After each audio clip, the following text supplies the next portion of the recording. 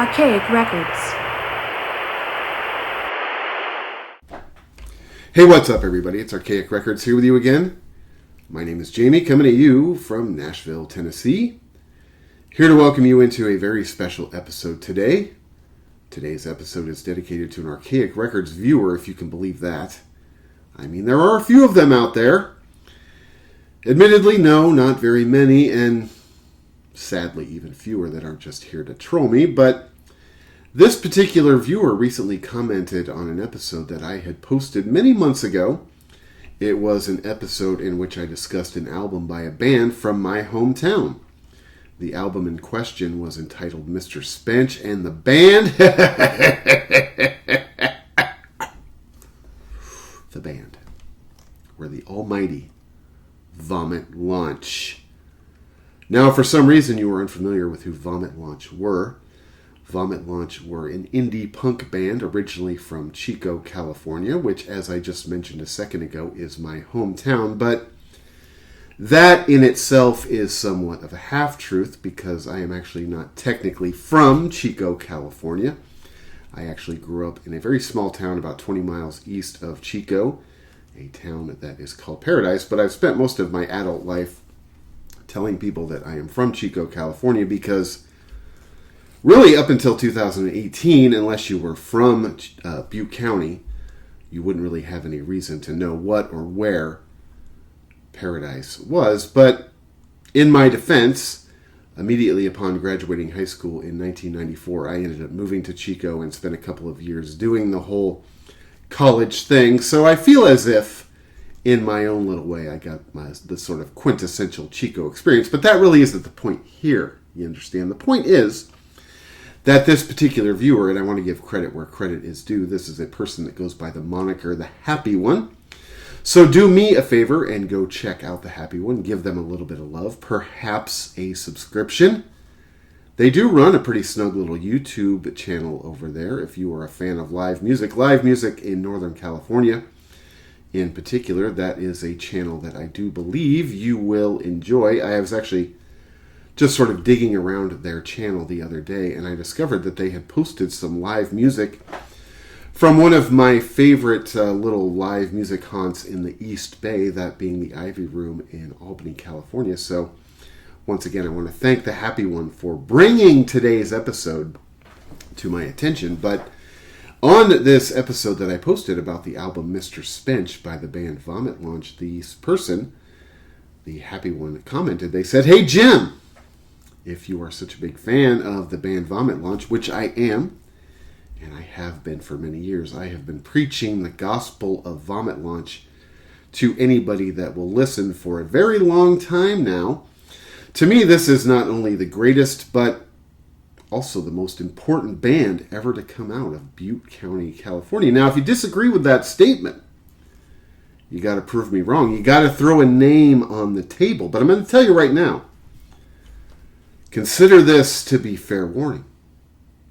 If you come back at me with the band Mother Hips, you and I are going to go outside and have a tussle, son. Because the Mother Hips stink, and they always have stunk.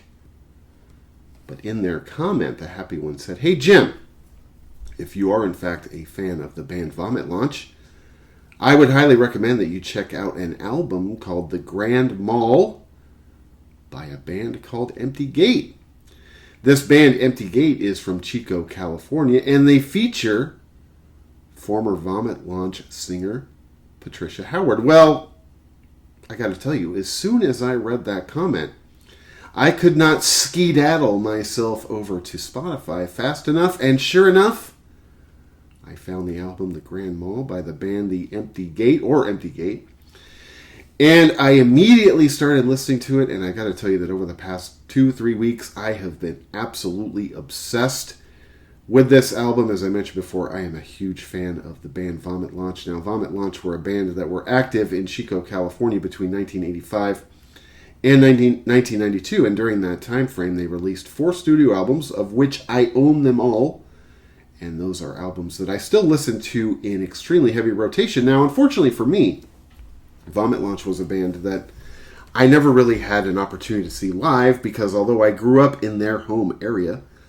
I was a total nerd in high school. I didn't really go out. I basically was a homebody. I know it's hard for you to imagine because of how cool I seem to you today, but going out and partying and seeing live music wasn't really part of my shtick in high school. As much as I did love music, it just wasn't really something I did. And unfortunately, Vomit Launch disbanded at the end of 1992, so this was just a band that I never got a chance to see live. In fact, this was a band that I had never really even heard of until I moved to Chico in the summer of 1994, and there was just this sort of folklore around town about this band Vomit Launch and the shows that they used to play in the downtown area. And I remember picking up one of their CDs at one of our local record stores back in the day called The Underground, and I took it home and I listened to it, and just the fact that this was a local band was something I was interested in. But as soon as I heard their music, this was a band that I just became incredibly hooked on. If you are unfamiliar with Vomit Launch, they were sort of a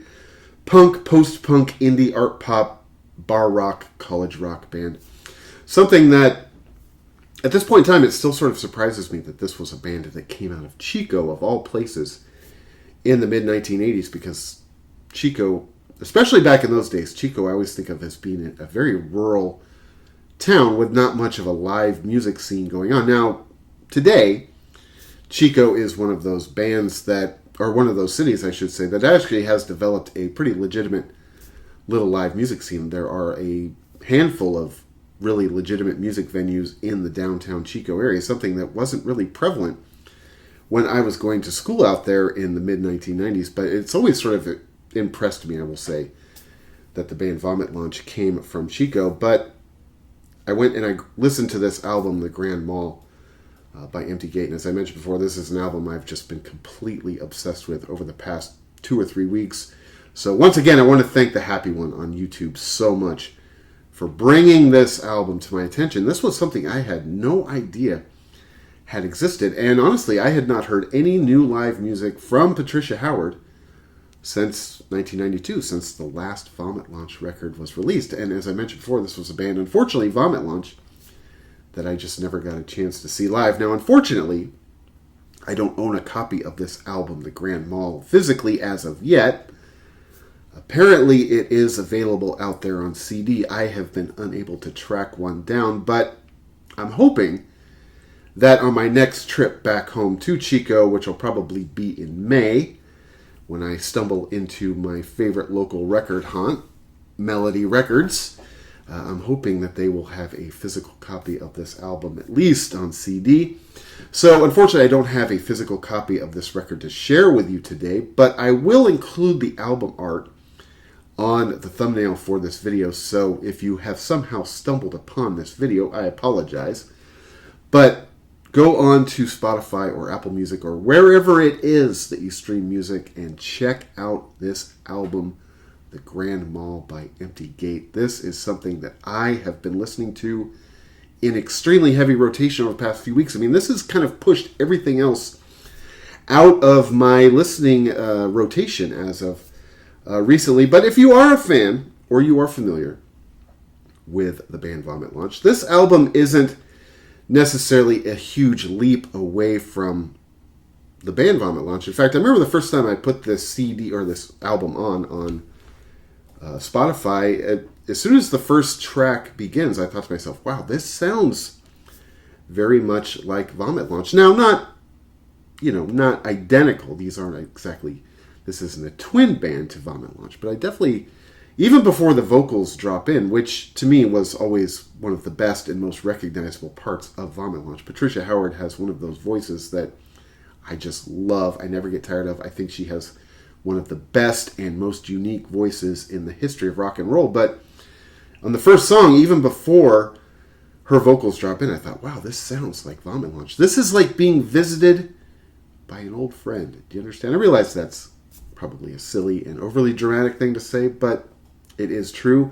If you are familiar with the band Vomit Launch, stylistically, this album isn't that much different from the directions that Vomit Launch went in. This album contains elements of punk, post-punk, indie, art pop, bar rock, and this thing that we used to call college rock. And again, Patricia Howard has one of my favorite voices in the history of rock and roll, and lyrically, which is where this album, I've always been a big lyric guy. That's sort of one of the things that really draws me into an artist is lyrics, and lyrically this album is absolutely mind-blowing. I thought that the lyrics all throughout the Vomit Launch career were just unbelievable as well. It's sort of ironic in a way because this is the second album in the past month or so that I have sort of talked about that was entitled The Grand Mall. The other one was an album that came out this year in 2024 featuring former In Spiral Carpets frontman Tom Hingley, another one of my all-time favorite vocalists. And his newest album is called The Grand Mall also. I did do a review of that record, so if you're interested, you can go back and check that out. But I was just thinking about this as I was listening to this record for the first time, and the fact that the album is entitled Grand Mall. It's like, man, what would it be like if Tom Hingley and Patricia Howard were somehow able to form a project together? That would be the biscuits, son. Anyway, this album, Grand Mall by the band Empty Gate, this is an album that to me is almost very much as good as anything that is in the Vomit Launch catalog themselves. In fact, I had gone back recently and I was digging through the Happy One on YouTube. I was sort of thumbing through their channel, which I mentioned before. You should go give them some love and appreciation. And I noticed that they had posted a few videos of this band Empty Gate live in Chico at one of my favorite watering holes, this awesome scuzzy dive bar, punk rock dive bar downtown, a place called Duffy's. And I gotta tell you that this band sounds just as good live, or at least according to the videos that I saw, as they do on record. So do yourself a favor, go out and check out this album, The Grand Mall by Empty Gate, featuring former Vomit Launch vocalist Patricia Howard. You will not be disappointed. This is pretty much all I've been listening to over the past 2 or 3 weeks. Anyway, the first song on this record is a song called Everybody Wins a Loser, and this song to me, as the song began, as I mentioned the first time I listened to this record, the first song starts, I think to myself, wow, it sounds so much like a Vomit Launch. This song also has a little bit of Dead Milkmen sort of mixed into it.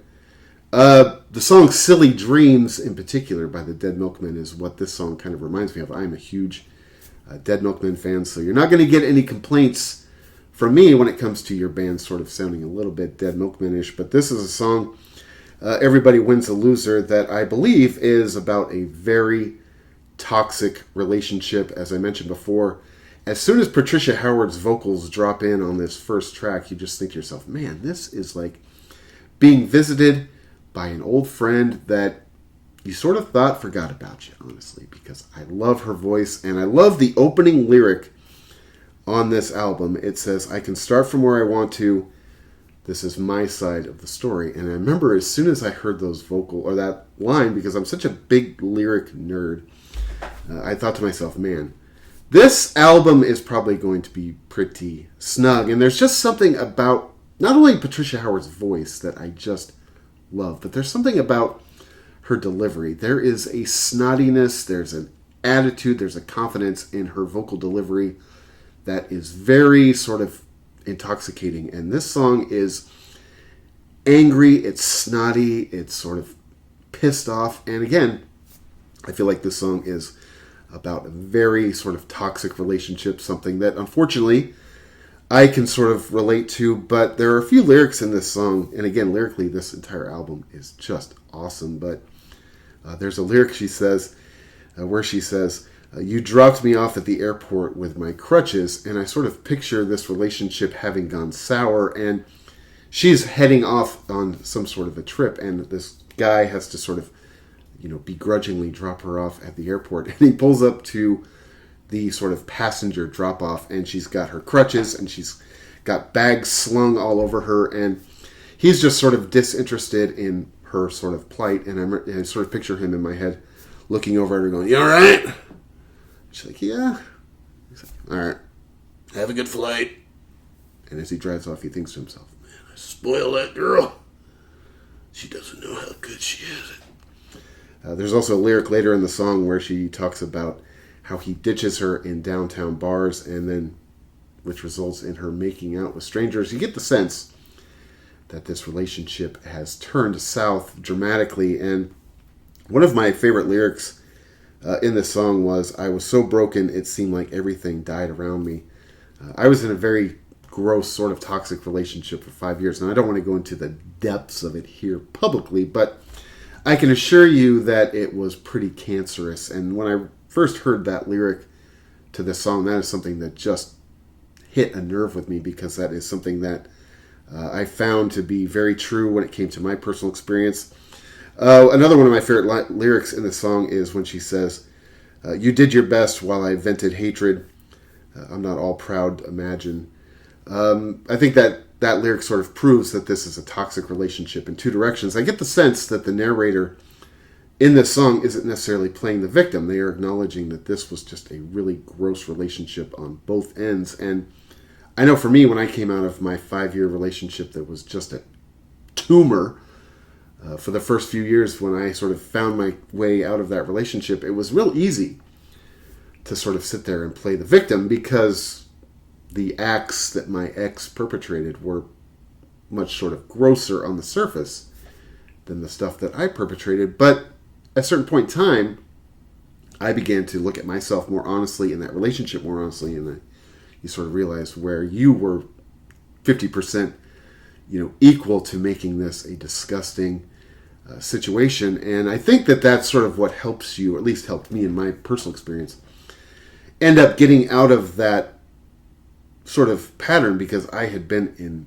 many relationships, not many, I'd been in a few relationships before that all ended not as toxically as this one, but they all ended in a very unsatisfactory way. And it wasn't until I was honest with myself, not that I'm Jesus Christ on the cross here, I'm not pat yourself on the back Johnson, but it wasn't until I became more honest with how I was contributing to these situations that I was sort of able to break the chain of that cycle, and eventually found myself to be in quite a lovely, very fulfilling relationship that I have today with my wife. At a certain point in time, towards the back end of this song, I picture this happening after the death of this relationship, followed by a sort of lengthy recovery process. But at the end of this song, the narrator talks about how they sort of re-find themselves and their happiness, and they talk about how they find it in high heels and a full face of makeup. I do sort of also relate to that lyric, when you come out of a relationship that is probably as bad as a relationship that is being talked about in this song, especially a relationship where you really lose yourself. It takes a long time to come back and find yourself. But at a certain point in time, there's a day when you wake up and you feel like yourself again. And I feel like the end of this song is relatively optimistic, because I do feel like the narrator at the song, at the end of it, is at least feeling like themselves again. Happy may be a little bit of an exaggeration, but at least are feeling somewhat like themselves again. I love that song. It's such a great way to start the album. Lyrically, it is just very spot on, in my opinion, and vocally. I mean, Patricia Howard, I'll probably say it a lot throughout the course of this video. Patricia Howard is one of my favorite vocalists of all time. The next song after that is probably easily my favorite song off of this record. This is a song, actually, this might be, oh man, it's tough. It's tough. This might actually be my favorite song in the entire Vomit Launch catalog, because this is easily my favorite new song that I've heard over the past year, honestly. The song is called Fluffer Nutter. Now, stylistically, on the instrumental track, this song reminds me a lot of The Smiths, especially the guitar work. It reminds me a lot of Johnny Marr. Now, judging by the scenery around me, you can probably imagine that anything that reminds me of The Smiths is held in exceedingly high regard. But the guitar work on this album, especially the intro to this song, it reminds me so much of The Smiths / sort of solo Johnny Marr, which I say as the highest of compliments. Now, this is a song that isn't going to win the band any humanitarian awards. This song is a little bit bleak, but I think it's honest, it's poignant, and of course, lyrically, it is very beautifully written. This is a song about sort of the human condition. The song does not have a very high opinion of mankind. One of my favorite lyrics in this song is towards the beginning of the song when she says, "Being human is a birth defect. We're all born with the same flaws." I mean, to me, this song is basically preaching that, you know what, they may not teach us this in sociology or history class, but human beings are basically just trash mammals. Sort of conveys the idea that no other creatures in the animal kingdom can even fathom the atrocities that mankind perpetrate without even batting an eye. It's just sort of our nature. The vocals on this song, especially in the chorus, are just the jugs. When I talk about Patricia Howard's vocals and I praise her voice as much as I do, the chorus on this song, I mean, it literally makes the hair on your arm stand up. Her voice is incredible. She is so criminally underrated as a singer. I love the lyric towards the end of the song where she talks about the human race are a giant mistake. Basically, that has run amok, and at a certain point in time, she sort of conveys the idea that she is rooting for the day when mankind just sort of becomes extinct and leaves the planet back sort of as we found it, which sort of makes me think of the kind of the arrogance of mankind to think that we have the ability or the power to either save or destroy the planet. It's always been my opinion. One reason why I love the song so much is because it sort of conveys a lot of the same ideas that I share when it comes to humanity. I'm not necessarily the world's greatest humanitarian either, but I've always believed that to the planet, the human race is basically just this sort of annoying little virus. We're basically the sniffles, you understand? And the planet sort of allows us to be here based on its sort of good humor. But if the day were to come when the planet gets tired enough of us, I do believe that the planet can just shrug us off with basically zero effort, and the planet will just continue on as if it was before we got here.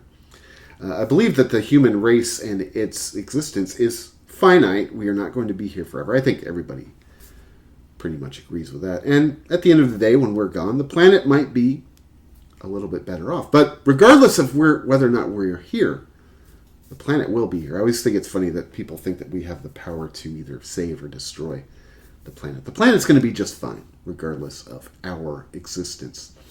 But like I said, Fluffernutter this is my favorite song, easily. Off the record, it's probably my favorite song in the entire Patricia Howard catalog. At least right now, maybe that's based on sort of recency bias, because I just sort of discovered this album recently. Love it. It is absolutely the jugs. Son. Anyway, the next song after that is a song called Fuck Like Stars. Oh, can't say fuck, Jim! That's the title of the song. The song is called Fuck Like Stars. I don't know what I'm supposed to tell you. This song has a real cool kind of indie bar rock kind of vibe to it. Something that you can imagine being played in sort of a trashy sort of indie honky tonk. This song is kind of a drinking song. It kind of sounds like one of the reasons why, or if you go back and you read the bio of the band Vomit Launch, when the band formed in 1985, they formed apparently as an excuse to go out drinking, and this is definitely sort of a song that has a kind of drinking sort of feel to it. This song is a song that makes you want to grab like a tall boy of your favorite cheap suds, sort of cozy up to your best gal, and at the end of the night, go fuck like stars. This song is pretty hot, it's pretty steamy, it's pretty sultry. The vocal performance on this song is great, again, especially during the chorus. The chorus of this song is incredible. Fuck Like Stars is a great song. The next song after that is a song called All Over You. This has kind of an indie sort of art pop kind of feel to it. It reminds me of the Lightning Seeds mixed with a little bit of the Mighty Lemon Drops. To me, this is another song about a very sort of toxic relationship. It is very melancholy. You get the feeling that, the narrator in this song is pretty busted up over the, over the state of this relationship and the fact that this relationship ends, but you kind of get the sense at the end of the day that the narrator understands that ending this relationship is the right thing to do. I would say that this song, lyrically and, topically, is sort of similar to the opening song on the album, Everybody Wins a Loser. I actually like the song Everybody Wins a Loser slightly better, but All Over You is a great song as well. The next song after that is, probably my second favorite song on the album. This song is called Heaviest Stone. Again, this song has kind of an early Smiths, Johnny Marr kind of feel to it. Again, maybe that's why this and Fluffernutter are two of my favorite songs on the record, because sonically it reminds me of early Smiths records. This song is about being weighed down by someone. Again, lyrically, this song is just unbelievable. I love the lyric where she says, "You're the heaviest stone in my pocket. You're the darkest hole in my heartache." That's just something that I can very much relate to. I've probably been this person to other people as well. I also love the lyric, "If they look for you, they'll find me rolling carpet underwater." To me, this song is about somebody that just pisses on your dreams, that minimizes your accomplishments, that sort of passive-aggressively rejoices in your setbacks. I sort of picture this song taking place back in 1985 when Patricia Howard first joined the band Vomit Launch. I sort of picture her living in an apartment in Chico, California with this dude who sort of works a, pedestrian job, and he doesn't particularly love it, and he's a little bit self-conscious about it, but instead of admitting that he's self-conscious about it, he sort of projects outwardly to sort of mask his self-consciousness. I picture her coming home one day just on top of the world saying, "Hey, guess what? I formed a band. We're going to be called Vomit Launch. I think this could be really special. We're going to do it, man. I'm going to follow my dreams. Isn't that great?" And again, this guy has a job that he doesn't love. Perhaps he's not the most ambitious bloke in the world. He says, "That's fine. I guess I'll just go sling pizzas while you're out there jockeying around with your friends, Miss Rockstar." That night, her and her bandmates are sitting in a pub, knocking back a few after band practice, and one of her bandmates says, "Hey, was Tony stoked about this band or what?" And she says, Yeah, he's great. He's very supportive." A few minutes later, she has to wander off into the ladies' room, and her bandmates look at each other and be like, "I bet he wasn't stoked. Yeah, he sucks. He has weird teeth. Yeah, I don't like that guy." Eventually, she has enough sense to end this relationship and move on and find somebody that's a little bit more supportive. And now, in 2024, she can look back and say that she was in the greatest and most important band in the history of Butte County. And this guy is probably the night assistant manager at Woodstock's Pizza, chasing around 19-year-old Tail, who has to put up with him in order to coexist at work. I love this song. It is probably my second favorite song on the record. The next song after that is a song called Hypnosis. This is kind of an indie art punk kind of vibe to it. This song kind of reminds me of the hardcore era Devo instrumentally.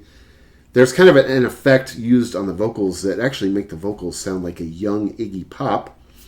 So you're not really sort of you're not really going to get any complaints from me there when you combine early Devo with Iggy Pop. Instrumentally, this is probably one of the most unique songs on the album. I think it's pretty good. The next song after that is a song called No Fixing. This has sort of a post-punk, dark wave, sort of indie vibe to it. I think that this song is about the evils of advertising and the pressure that it forces people to put on themselves. Maybe the pressure you feel that can also be put on you by social media. The pressure to be something that you aren't, the pressure to force yourself into a box that you don't necessarily fit into. And I think at the end of the song is sort of about the freedom that comes if you sort of don't participate in that, or if you don't give that much merit, which is very difficult. Social media and things like YouTube and everything are sort of designed to make us feel bad about ourselves. Now, I'm not saying anything profound there. Everybody knows that. I'm not pretending as if I'm smart here. In fact, I'm much closer to being the dumbest guy in the room than the smartest guy in the room. But it is something that just is designed to make us hate ourselves. Advertising and social media in particular. Every time I take a little bit of a social media break, I end up feeling so much better about myself. But I come back. It's like a drug. You understand? It's like a drug. But I love this song. I think the message in this song is really, really incredible. I've said this before. As somebody that is my age, now I'm middle age, approaching middle age. And one thing I will say about getting older, which isn't necessarily fun, but one thing I will say is I'm so grateful that I grew up when I did, in the sense that I didn't have to grow up online. I didn't have to grow up on social media. And so I sort of approached it as somebody who was coming at it, at least as an adult. I can't even imagine the pressure of having to grow up and be a teenager on social media and TikTok and all the... I don't even know what they all are. Snapchat, all that dumb bullshit. So, anyway, that song is awesome. I love the message in that song. And it's something that I feel I sort of fall victim to, too. Social media definitely has a way of making you feel shitty about yourself. The next song after that is a song called Debris. This song is just excruciating. You really sort of feel the pain in the narrator's voice. To me, the debris is in reference to, again, a sort of another, fractured relationship. This is a very sort of terribly unhappy song. This is a relationship that probably began, with so much happiness and hope, but has really sort of disintegrated into nothingness. Actually, it's worse than nothingness, because nothingness would probably be better than what this person is experiencing in this relationship.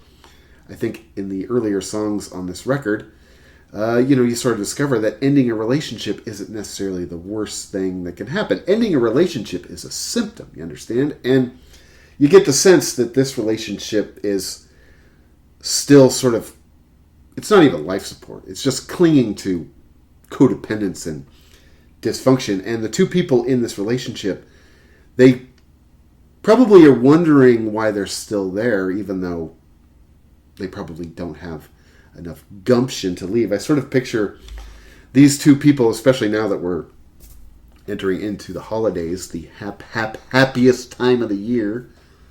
I sort of picture these two people who have nothing really in common except for their mutual resentment. I picture these two people in this house, decorating the house for Christmas, and they just have so much hatred for each other that there's not even any joy in hanging the Christmas tree. You understand? They're huffing and puffing the whole time. I really like the song Debris a lot. It is a very relatable song to anybody that has been in again, as I mentioned before, a sort of dysfunctional, toxic relationship. I have a PhD in toxic relationships, son. The next song after that is a song called Pressure. To me, this song is sort of a psychedelic kind of punk song. It reminds me of the Meat Puppets, Butthole Surfers. It's big, it's angry, it's bombastic. It's kind of a 7-minute long journey. Now, I've said this on this channel many times in the past. Long songs aren't necessarily my luggage. Now, that isn't a steadfast rule. That isn't something that is, etched in granite. But generally speaking, coming from more of a punk rock fan background, I tend to like short, sweet, to the point, succinct songwriting. The song, to me, is a little bit bloated. It isn't necessarily my favorite song on the record. If I had to pick I hate saying this stuff, man. I hate saying it. But if I had to pick a least favorite song on this record, it would probably be the song Pressure. It's okay. It's definitely, for me, Not that there's anything on this album right now that's skippage, because it's new and I just love it, the whole album. But to me, this is probably my least favorite song on the record. The next song after that is a song called The Thing That Wears My Skin. Again, I think the song is sort of a psychedelic punk vibe. It has some Butthole Surfer sort of influence, at least according to my ear, also mixed with a little bit of Dead Milkmen, two of my favorite bands of all time. So you're not going to hear me griping about that. To me, this song is sort of about the distrust of our political system. The idea of endorsing any politician or anybody from either party, really, which is something that I sort of agree with. I have a hard time really, endorsing anybody. Not that anybody's looking for my endorsement, but I have a real sort of distrust of the two political parties. I don't really like any politicians. Realizing that politicians are just puppets of the corporations and the ultra elite. And, if you believe that any politician has your well-being at heart, at least in my opinion, I think that's the farthest thing from the truth. Now, I talked about this on this channel before. We just recently had an election in this country that went a way that was honestly not overly surprising, at least in my opinion. Now, I'm not really endorsing either side. Like I said before, I don't endorse really either political party, but I will say that for people that don't like how the presidential election came out, it should be seen as a referendum. It should be seen as a mandate, because at least in my opinion, and I'm somebody that considers myself to be fairly liberal, I think that the Democratic Party in this country has lost their way. I think that they have sold out to Hollywood and the ultra elite. I think that they have, especially when you talk about the people on the fringes of the Democratic Party, I think that they have a social agenda that can be seen as alienating. But most importantly, I think that they have completely turned their back on the working class. Now, if you want to tell me that you believe that the other guy genuinely cares about the working class and things like healthcare and education and infrastructure and inflation and housing prices and all that, and all the things that I think matter to those of us who make up the working class, I think you're full of shit. I think you're wishful thinking. The guy is a blue-blooded Manhattanite. He doesn't give a shit about you. He doesn't give a shit about me. But he at least has the sense to pay lip service, which is why at the end of the day, I think he won. Now, I'm not endorsing him or the other one. But, I think if you are a person that is on the left, you need to see this as a referendum. You need to see this as a mandate. Now, will they? Probably not. They will probably continue to play the victims based on sort of manufactured marginalism. But to me, at the end of the day, the result of the election, not saying I'm in favor of it, not saying I'm not in favor. I'm actually not in favor of it. But at the end of the day, it wasn't that surprising, because at least one of the two sides paid, and I think it's fake lip service, but they at least paid lip service to the people that make up most of this country. So, anyway, I love that song. I do think it is an awesome song about it. It sort of mirrors the way I feel about politics. I'm very distrustful of politics and politicians. I consider myself to be very, very non-political. I sort of grew up in a house where politics were a big thing, and I'm just not that interested in it. Sorry. Anyway, the last song on this record is probably my third favorite song on this record. It's a song called Embryonics. I'm not even sure if I'm pronouncing that right. Knowing me, I'm probably not. Instrumentally, this song is the Jugs. This might instrumentally be my favorite song on the record. It's sort of psychedelic space pop. It's very dreamy, but lyrically this song is very dystopian. It's sort of post-apocalyptic. Now, I don't know this to be a fact. Whenever I sort of interpret these songs on this channel, I try to make it a point to say, look, I'm not saying this is what they're saying. I'm saying usually when I interpret these songs, it's sort of what it makes me think of and the way that I imagine these songs being. And again, this song is dystopian. It feels sort of hopeless and apocalyptic. And what it makes me think of, especially based on the fact that this band is from Butte County and this record came out post 2018, this song really makes me think of the campfire up in Paradise, California, which is my hometown. It talks about sifting through the ashes, looking for memories we were lucky to escape with our skin. Where do we go now? As I mentioned before at the very beginning of this video, I am from Paradise, California.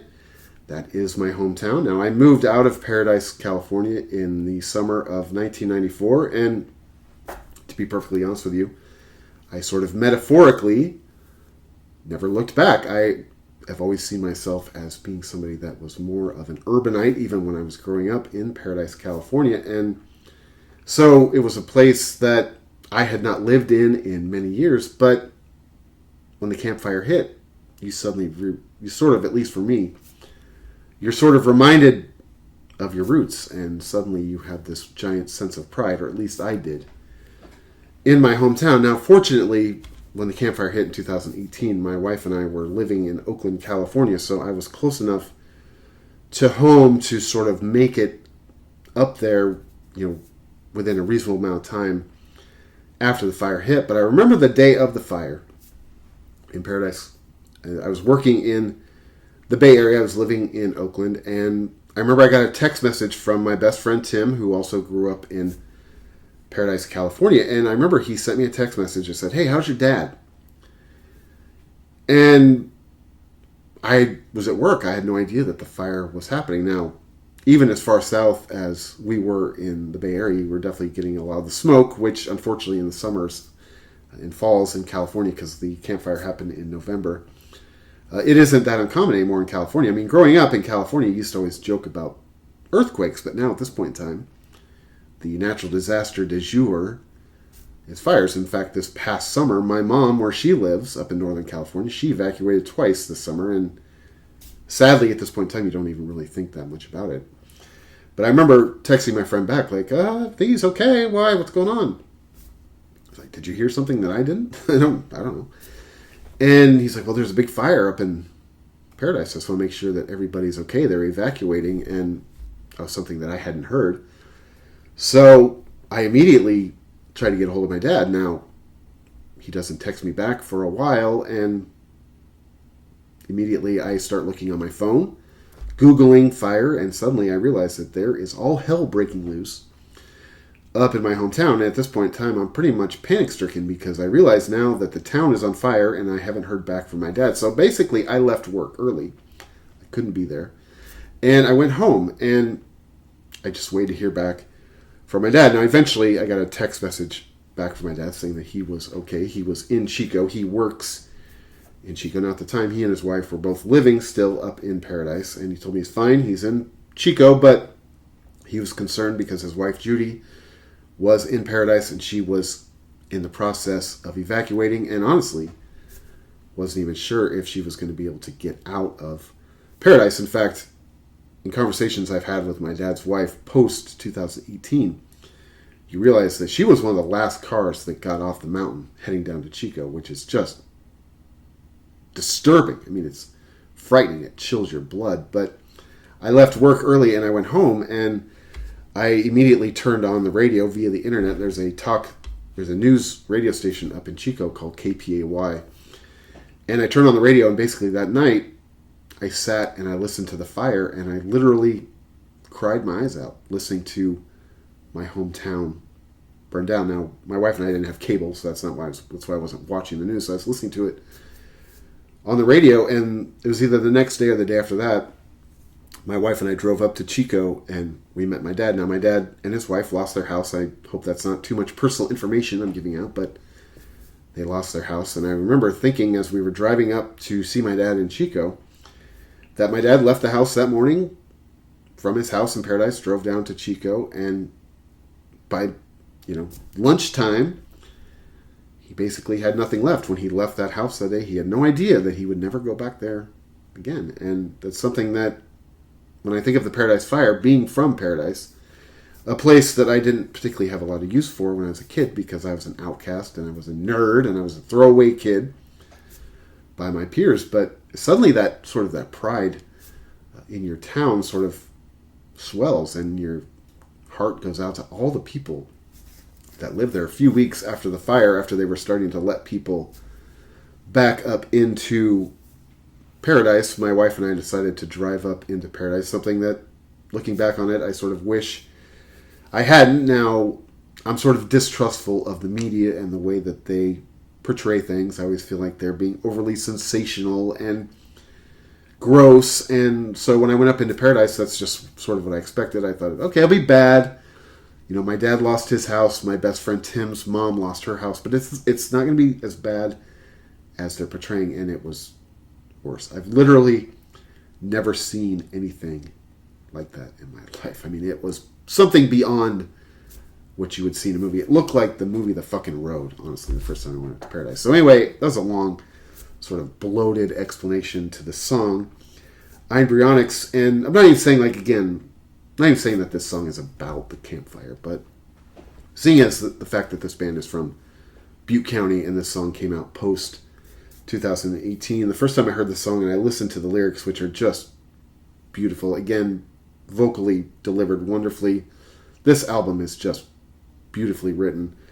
That's what it made me think of, was the campfire, and you know how grateful I am that everybody I know that is important to me got out of the fire okay. Like I said, you know, both my parents and my best friend's parents lost their houses, but at the end of the day, you know, that isn't really what matters. But again, that's what the song makes me think of. It sort of is a great way to close out the album. It's very somber. It's very melancholic.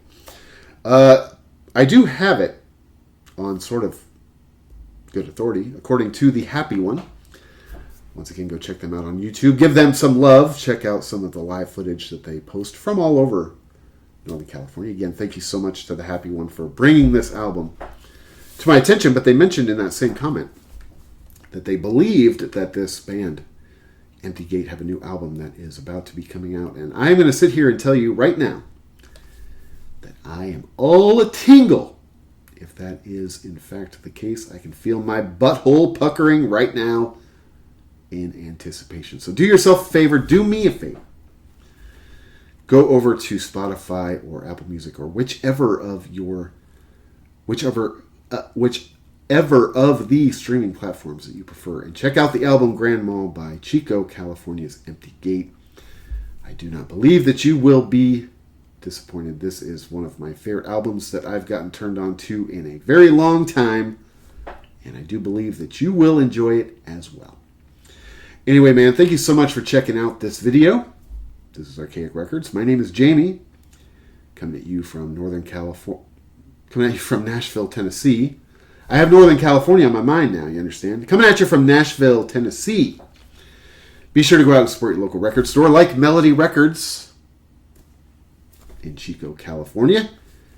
Can't wait to go back there in May. Hopefully get this album, The Grand Mal, on CD. If they do have a little local music section, so I'm really hoping that they have this on CD there. I need to have this on physical format, you understand? Vinyl would be king, but I'm willing to settle for CD also. Be sure to check back about every other week for Morrissey Monday, a weekly celebration of all things Morrissey and the Smiths, as well as other record content and album reviews throughout the week. And I guess that's just about going to do her. So until next time, my friends, talk to you then.